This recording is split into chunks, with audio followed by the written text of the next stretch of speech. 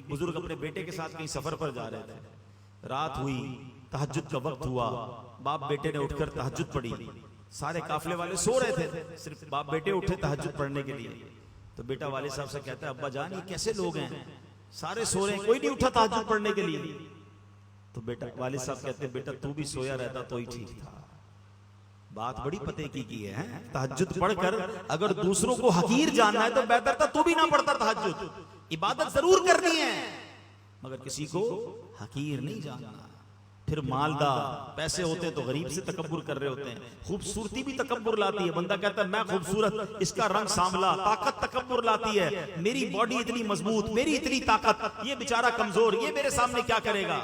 اقتدار تکبر لاتا ہے، کسی کو سیٹ مل جائے وہ سمجھتا ہے باقی کی حیثیت ہی کوئی نہیں، مسل کے رکھ دوں گا۔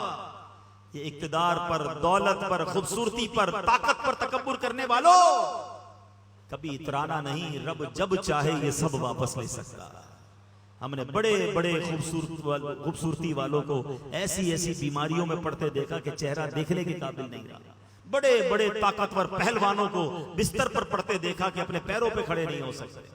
بڑے بڑے مالداروں کو راتوں رات کنگال ہوتے دیکھا ہے۔ بزرگوں سے پوچھو یہ جن کی زندگی گزری انہوں نے دیکھے ہوں گے ایسے کہ زکوٰۃ دینے والا دنوں کے اندر زکوٰۃ لینے والا بن جاتا ہے۔ کبھی بھی اترانا نہیں ہے، جب بھی اللہ نے کوئی نعمت دینا اللہ سر جھکا رہے، عاجزی کہ اللہ تیری مہربانی، مجھ جیسے گناہگار کو تو نے مال دے دیا ہے، مجھ جیسے خطاکار کو اتنی اچھی شکل دی، مجھ جیسے خطاکار کو اتنا بڑا نام شہرت دے دی۔